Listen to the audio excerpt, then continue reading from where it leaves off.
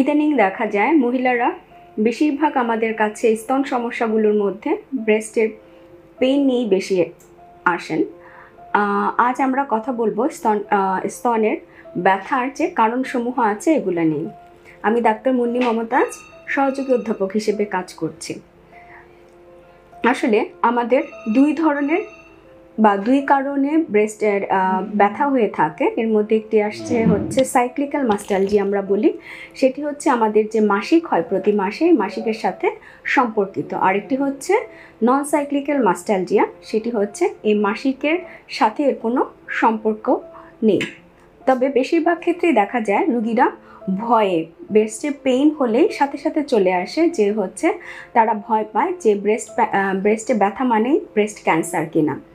আসলে দেখা যায় যে সাইক্লিক্যাল মাস্টালজিয়া যেটা বলা হচ্ছে, যেটা মাসিকের সাথে সম্পর্কিত, সেটি মাসিকের 7 থেকে 10 দিন আগে, কারো কারো ক্ষেত্রে 2-3 দিন আগে তার ব্রেস্টে ব্যথা হতে পারে, ব্রেস্ট একটু ফুলে যেতে পারে, এবং হচ্ছে এই যে ফুলে যাচ্ছে বা ব্যথা হচ্ছে, এটি স্বাভাবিক।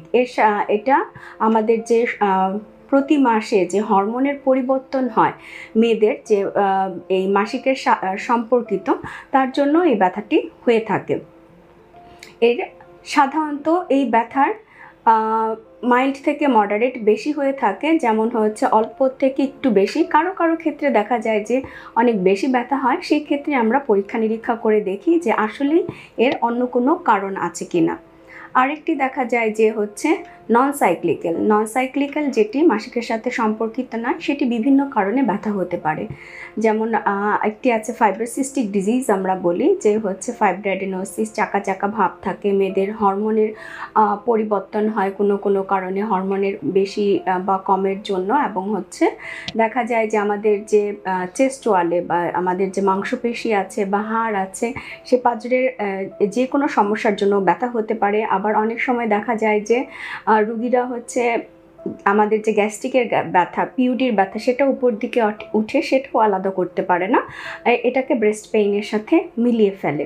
সেক্ষেত্রে আমরা বিভিন্ন পরীক্ষা নিরীক্ষা করে দেখি, যেমন হচ্ছে যাদের বয়স 40-এর নিচে, সেক্ষেত্রে আমরা ব্রেস্টের আলট্রাসোনোগ্রাম করি, এবং হচ্ছে 40-এর উপরে হলে ম্যামোগ্রাম করি। যদি কোনো চাকা পাওয়া যায়, সেক্ষেত্রে আমরা এফএনএসি বা বায়োপসি, যেটা কোর বায়োপসি, সেই পরীক্ষা নিরীক্ষা করে দেখি যে কোনো সমস্যা আছে কিনা। সাথে হরমোন, যে তার ব্রেস্টে যে হরমোনগুলো কাজ করে, সেগুলো স্বাভাবিক আছে কিনা। তো ব্রেস্ট পেইন হলেই যে ব্রেস্ট ক্যান্সার, সেটা নিয়ে ভয় পাওয়া যাবে না। ব্রেস্ট ক্যান্সারের যে ব্রেস্ট পেইন হয়, সেটি খুবই কম, 5 থেকে 10% যেটা, এটা ব্রেস্ট ক্যান্সারে ব্যথা নিয়ে আসে। সো এটা নিয়ে ভয় পাওয়ার কিছু নেই। তবে যে কারণগুলো বলা হলো, যদি কোনো সমস্যা ফিল করেন, তখন অবশ্যই কোনো ডক্টরের শরণাপন্ন হবেন, অবশ্যই সার্জন দেখাবেন, এবং এই পরীক্ষা নিরীক্ষা করিয়ে সেটি চিকিৎসা নিয়ে নেবেন। ধন্যবাদ সবাইকে।